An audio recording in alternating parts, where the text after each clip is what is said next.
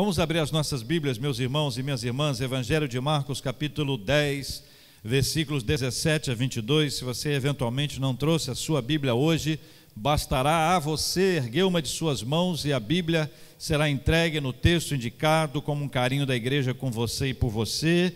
Quem fará a leitura bíblica hoje é Angelina.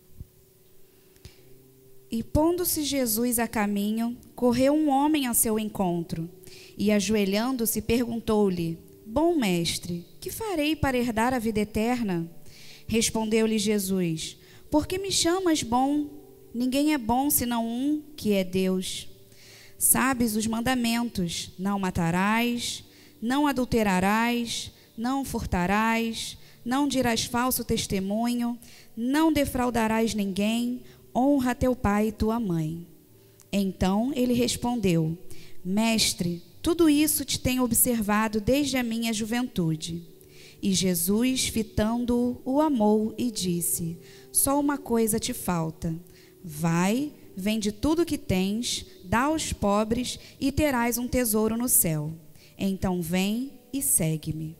Ele, porém, contrariado com esta palavra, retirou-se triste, porque era dono de muitas propriedades.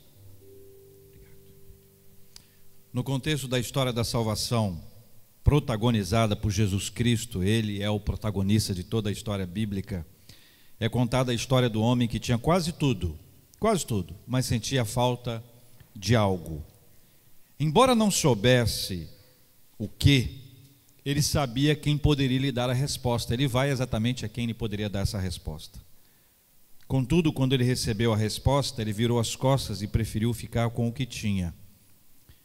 E não saiu completo. Observe a forma como Jesus foi abordado. Versículo 17.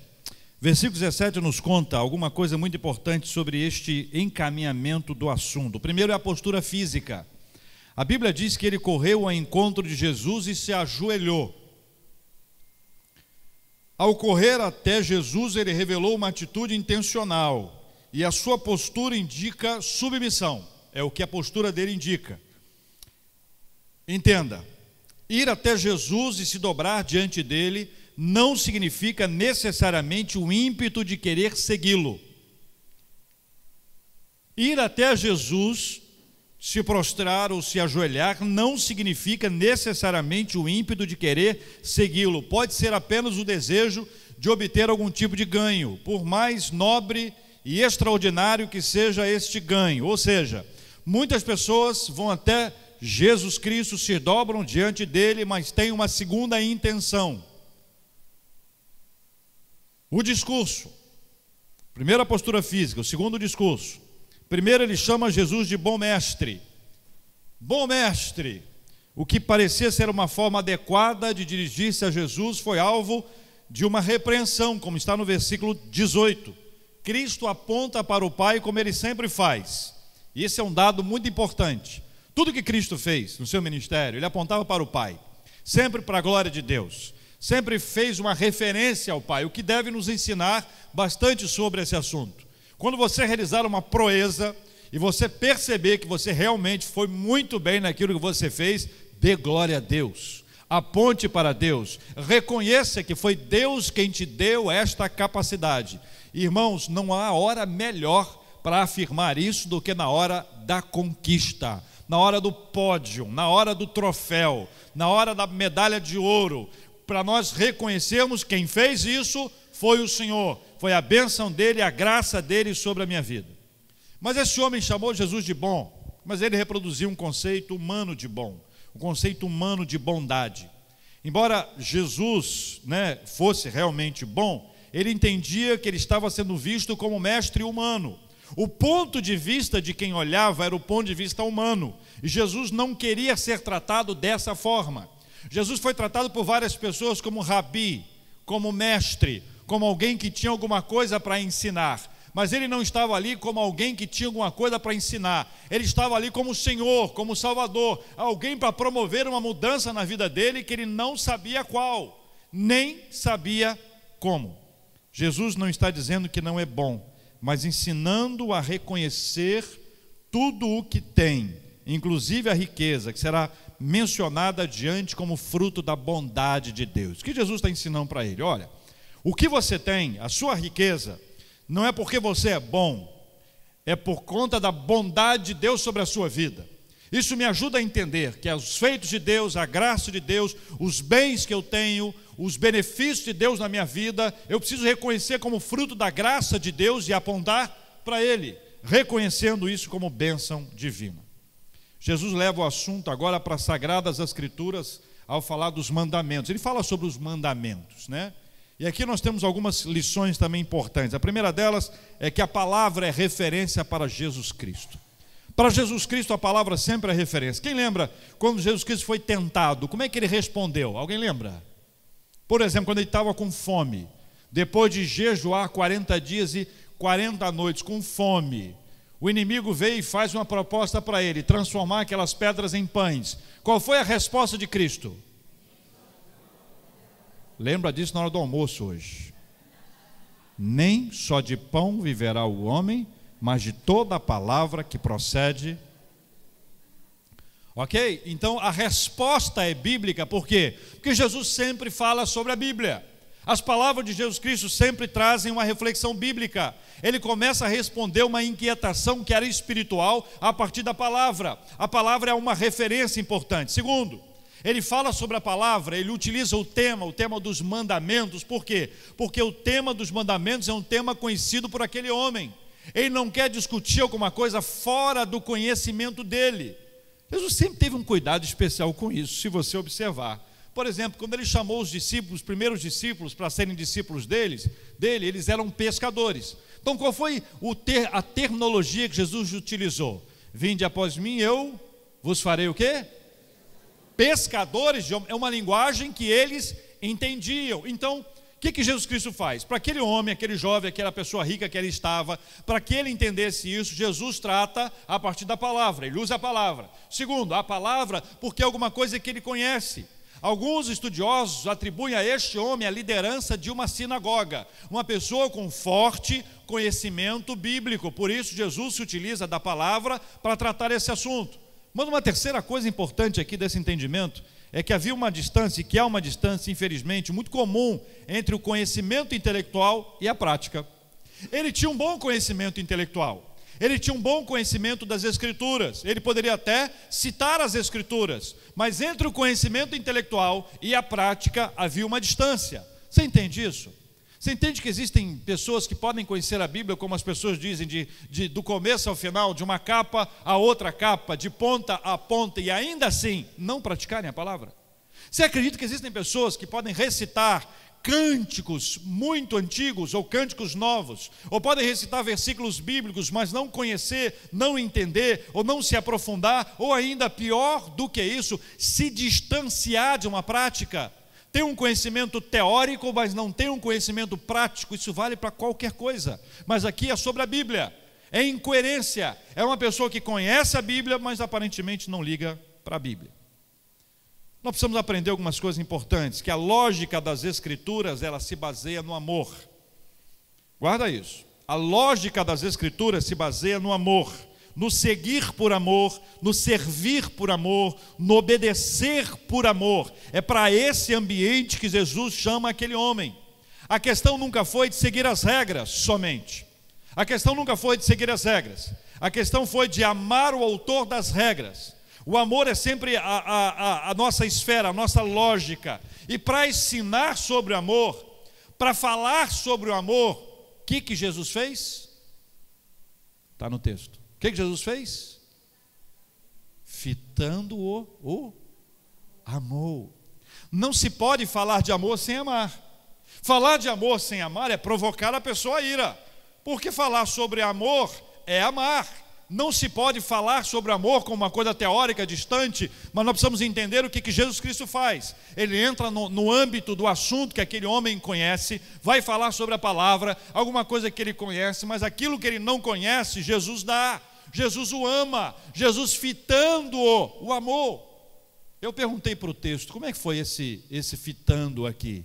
Quanto tempo durou esse olhar? O texto não me diz.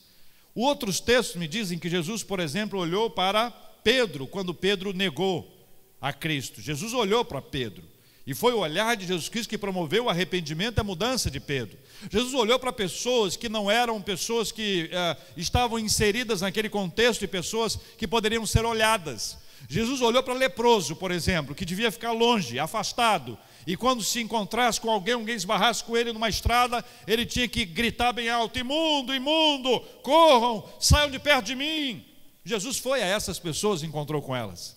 Jesus olhou, por exemplo, para um gadareno, um homem que estava possuído de espíritos imundos. Ninguém olhava para ele, nem a família. As pessoas o abandonaram, mas Jesus olhou para ele. Jesus é assim, ele olha para a gente. Olha para a gente. Ele olhou para a gente quando a gente estava ruim. Ele olha para a gente quando a gente está bem. Ele olha para a gente o tempo inteiro. Sinta-se sempre alvo desse olhar. Esse olhar de Jesus Cristo foi longo, se foi pouco, eu não sei. Mas a ideia que eu tenho que o olhar de Jesus Cristo, por mais culto que seja, ele deve durar uma eternidade. E por amor a ele, Jesus trouxe uma palavra no versículo 21. Veja a palavra que ele diz no versículo 21 para esse jovem. Vai, leia comigo. Vai, vende. Isso, vamos começar de novo. Vai, vende tudo o que tens, dá aos pobres e terás um tesouro no céu. Então vem e segue. Minha questão é: só uma coisa te falta. Só uma coisa te falta. Só uma coisa te falta para que você se sinta completo. Só uma coisa te falta. Que coisa é? Você imagina bem o tempo entre a afirmação e a resposta. Só uma coisa te falta. Imagina aquele homem que foi a Jesus querendo herdar a vida eterna. Ele vai a Jesus e Jesus diz: olha, só uma coisa te falta. Você imagina bem o tempo entre uma coisa e outra, dizer: qual coisa que me falta? Uma pessoa ansiosa diria: fala logo, pelo amor de Deus, fala, senão eu vou infartar. O que é que me falta? Fala o que me falta. Aí Jesus responde: vai, vende tudo o que tens, dá aos pobres e terás um tesouro no céu, então vem e segue-me. A leitura do versículo 21 tem que ser feita conectada com o versículo 17. Volta no 17. Versículo 17, na parte final, na frase desse jovem rico, diz assim: bom mestre, leia comigo, que farei para... O assunto, quem propôs o assunto foi ele. A proposta foi: que farei para herdar a vida eterna? Jesus responde: vai, vende tudo que tens, dá aos pobres e terás um tesouro no céu, então vem e segue-me. Ou seja, a conexão está aqui exatamente entre o herdar a vida eterna e o tesouro no céu. Jesus respondeu: quem almeja herdar a vida eterna deve buscar o tesouro do céu e está disposto a abrir mão dos tesouros da terra. Se o assunto é eternidade, a perspectiva é eterna. Se o assunto é terreno, a perspectiva é terrena. Jesus disse em Mateus capítulo 6, versículo 21, onde está o teu tesouro, aí estará também o teu coração. Aqui a lógica do amor prevalece nos ensinos de Jesus Cristo. A lógica é a lógica do amor. A questão não são regras a serem seguidas, entenda isso. A igreja não foi edificada sobre um conjunto de regras. A igreja foi edificada sobre o amor. É por amor que nós seguimos as regras, mas não são regras criadas pelos homens, mas foram os princípios estabelecidos pelo nosso Deus, princípios anunciados por Jesus Cristo. Não é por medo que eu sigo os princípios, é porque eu fui amado pelo autor dos princípios, porque ele me amou. Eu amo porque ele me amou, eu sigo porque ele me amou, eu sirvo porque ele me amou, eu obedeço. A lógica é a lógica do amor. O final dessa história é curioso, meus irmãos, porque a reação do jovem espelha muito bem a lógica do amor, mas o amor à riqueza. O amor ao dinheiro, como lemos em 1 Timóteo capítulo 6, versículo 10, faz pessoas negociarem seus princípios, valores e abrirem mão do que é mais importante na vida. Pessoas que amam ao dinheiro mais do que amam a Deus, deixam Deus para trás por causa do dinheiro. Pessoas que amam mais o dinheiro do que a Deus, deixam suas famílias para trás por causa do dinheiro. Pessoas que amam mais o dinheiro do que a Deus, negociam seus valores, se tornam pessoas corruptas, se envolvem no mundo de suborno, se afastam daquilo que é legal, que é correto, que é um princípio que nos permite acordar 6 horas da manhã, abrir a nossa porta de casa sem medo de que alguém esteja lá pronto para nos visitar. Estou falando da Polícia Federal, todo mundo está entendendo? Quem está ouvindo de repente fala assim: meu Deus, quem é que vai visitar o pastor 6 horas da manhã? Meus irmãos, se alguém for me visitar um pouquinho mais tarde, 6h15, 6h20 já está bom. A questão aqui não é de vender propriedades e doar a receita aos pobres. É curioso o texto, porque se o texto dissesse assim, ó, vai, vende tudo o que tens, traz para mim e terás um teu. Você imagina bem o que teriam feito com esse texto ao longo da história? Traz para mim. Traz para mim. Não, Jesus não fala isso. Jesus diz, olha, vai, vende tudo o que tens, dá aos pobres, vem sem. Mas a questão não era doar, a questão não era vender, a questão não era essa. Sabe por quê? Porque é o único momento que Jesus fala isso. É o único momento em que Jesus diz para você pegar sua riqueza, vender e doar aos pobres. Ou seja, se a lição não é essa, tem uma lição por trás dessa ação. E a lição por trás dessa ação é o amor. É se você ama Deus ou se você ama a riqueza, se você ama o Senhor ou se você ama os seus bens. Esse é o grande ponto e a questão que está, é a lição por trás da ação. Final da história você conhece, versículo 22, leia comigo aí. Ele, porém, contrariado com esta palavra, retirou-se triste, porque era o que, meus irmãos? Na sua opinião, só aqui entre nós, se ele fosse dono de poucas propriedades, seria mais fácil? Não?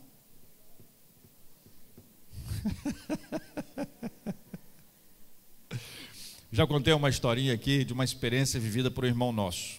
Ele me contou que quando ele era pequenininho, a mãe dele ensinou ele a dar o dízimo. A mãe dele dava 10 pratinhas ou notinhas para ele e dizia assim, ó, essa aqui é a sua, 3, 4, 5, 6, 7, 9 suas. E essa ultimazinha aqui é de Deus. Aí ele dizia assim para a mãe quando era pequeno, mas só isso para Deus? Poxa vida, mamãe. Ele cresceu, foi trabalhar numa empresa, trabalhou muitos anos, fez um acordo para sair daquela empresa, recebeu uma bolada, lembrou da mãe e disse, tudo isso para Deus?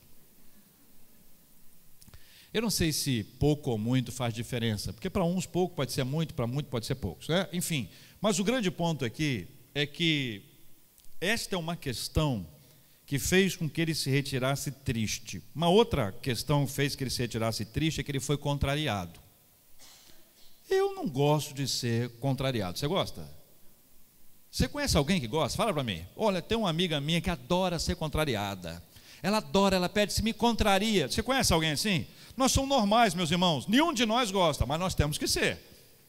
Nós temos que aprender a viver a contrariedade. Mas o detalhe aqui é o seguinte, ele não chamou Jesus de bom mestre?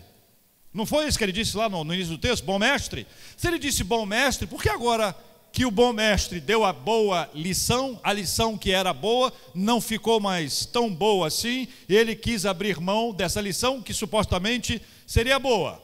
Ficou contrariado. É interessante quando a gente observa essa contrariedade dele, porque ela acompanha muita gente na igreja até hoje. Muita gente, ao ser contrariado, quer levantar e quer ir embora. Por quê? Porque foi contrariado. Nós seremos contrariados a vida inteira se formos contrariados pela palavra. A palavra vai nos contrariar. A vontade de Deus vai mostrar que a nossa vontade está errada. E eu não posso abrir mão disso. Eu não posso viver a ilusão de que o que eu acho, do que eu penso é certo. Não, eu creio assim, sabe, pastor? Eu penso assim, sabe, pastor? Eu penso assim, você pensa assim, você crê assim, que ótimo. Crê e pensa com base em quê? Tem duas bases muito importantes. A primeira, a minha experiência. Eu fiz e deu certo. Parabéns. Deus te abençoe. Está na Bíblia. Essa é a nossa base, a da Bíblia. Fora da Bíblia nós estamos perdidos, porque a nossa experiência muda. Nós aqui somos todos diferentes, nas nossas diferenças nós revelamos a nossa vontade, mas nós nos fundamentamos na palavra do Senhor. Por isso, quero lembrar a você, se em algum momento da sua vida espiritual você se sentir contrariado pela palavra, obedeça à palavra e não se manifeste contrário à palavra de Deus. Hoje estão querendo fazer a gente pensar do jeito que eles querem que a gente pense, mas eu quero pensar como a Bíblia pensa. Eu não abro mão de pensar como as Sagradas Escrituras me ensinam. E se você nunca viveu perseguição, se prepare, porque nós estamos bem perto de viver tempos de perseguição por sermos fiéis à palavra. Agora, quem quiser ser amigão de todo mundo, vai ser amigão de todo mundo, não vai ser amigão de ninguém. A Bíblia diz, ou você é amigo de Deus, ou você é amigo deste mundo. Não tem meio termo. Não, pastor, é o seguinte, olha, eu tenho um jogo de cintura, Deus me deu. Eu consigo me relacionar com várias pessoas de linhas completamente diferentes, graça divina. Mas, naquilo que contraria o princípio das Escrituras, não tem papo, não tem conversa. Porque se tiver conversa, eu estou abrindo mão. Alguém está abrindo mão. Eu não posso abrir mão, você não pode, nós não podemos abrir mão daquilo que ensina a palavra, ainda que ela nos contrarie. Jesus disse, em Marcos mesmo, diz assim, a si mesmos quem quer vir após mim, a si mesmo se negue, tome a sua cruz e siga-me. Foi essa a palavra final de Jesus para ele, siga-me, vem, segue-me. Ele nem conseguiu compreender essa realidade, esse milagre, essa palavra maravilhosa. A lógica da riqueza não pode ser maior que o amor a Deus, e o amor a Deus revela a lógica da confiança. A nossa confiança, a lógica é a lógica do amor, não o amor à riqueza, mas a lógica do amor a Deus. A lógica do amor a Deus nos leva à lógica da confiança em Deus. Eu amo, Ele me ama, eu sigo, eu obedeço, eu confio no Senhor. Nós terminamos pensando o seguinte: há pessoas que fundamentam a sua confiança na riqueza, que hoje tem, e amanhã pode até ter mais, mas depois da manhã pode levar um golpe. Quantas histórias eu já ouvi de pessoas que eram sócias, de pessoas muito boas, mas esse sócio passou a perna e a pessoa ficou com a parte da dívida.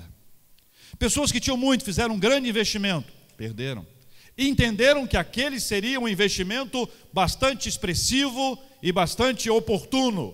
Investiram e perderam.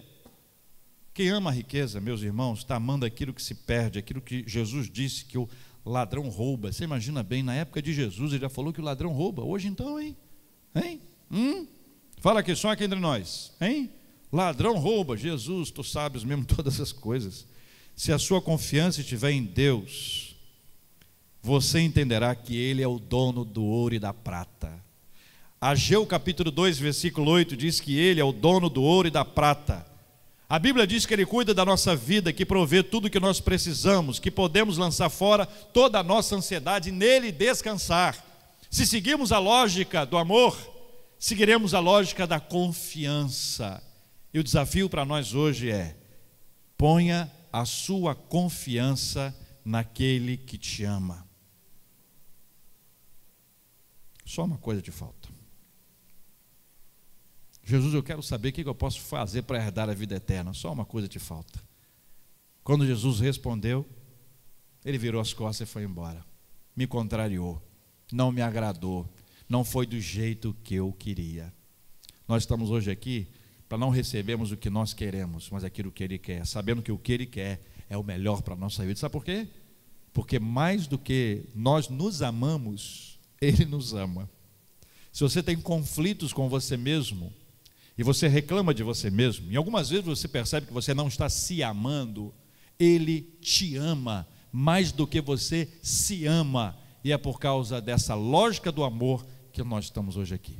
Que Deus nos abençoe em nome de Jesus. Vamos ficar de pé, meus irmãos, vamos orar, vamos receber a bênção apostólica, vamos para uma tarde abençoada e feliz na presença de Deus, guardando esta frase: só uma coisa te falta. Vá para casa pensando: se há alguma coisa te falta, se há alguma coisa te faltar, lembre-se que só Jesus é aquele que pode nos completar. Vamos fechar os nossos olhos. Pai, nós te agradecemos porque a Tua palavra vem nos ensinar, e ainda que nós sejamos contrariados, e quantas vezes isso acontece, meu Deus, eu quero isso, mas o Senhor não quer. Eu penso assim, mas o Senhor não pensa assim. Reconhecemos que a lógica do Senhor é a lógica do amor. Daquele jovem, a lógica era a lógica do amor à riqueza. A nossa lógica hoje pode ser lógica amor a tantas coisas, mas nenhum amor pode ser maior que o nosso amor pelo Senhor, porque não há amor maior que o amor do Senhor por nós. Traga ao nosso coração essa verdade,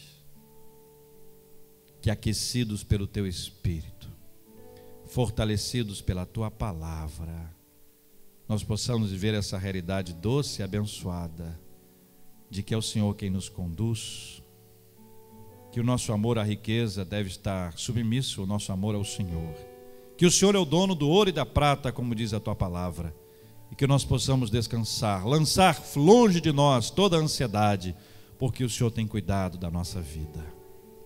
Só uma coisa nos falta. Quantas vezes é só uma coisinha que nos falta? Para muita gente é uma entrega, Senhor. Para muita gente é uma entrega, é dizer: Senhor, eu me entrego ao Senhor. Eu estou aqui querendo, mas estou distante. Eu falo, mas eu não vivo. Estou na incoerência. Meu discurso é bom, mas minha prática é terrível. Menciono com meus lábios, mas o meu agir. Tenha misericórdia de nós, Senhor. Enche as nossas vidas com a Tua doce e poderosa palavra do Senhor.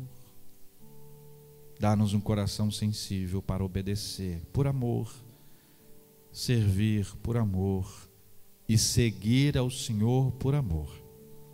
Agora, quando nós encerramos este culto, esse ato de culto, nós vamos continuar seguindo ao Senhor, após o Senhor, em nome do Senhor Jesus, que nos ensinou a orar juntos dizendo: Pai nosso que estás nos céus, santificado seja o Teu nome, venha o Teu reino, seja feita a Tua vontade, assim na terra como nos céus. O pão nosso de cada dia nos dai hoje, perdoa-nos as nossas dívidas, assim como nós perdoamos aos nossos devedores. Não nos deixes cair em tentação, mas livra-nos do mal, pois Teu é o reino, o poder e a glória para sempre.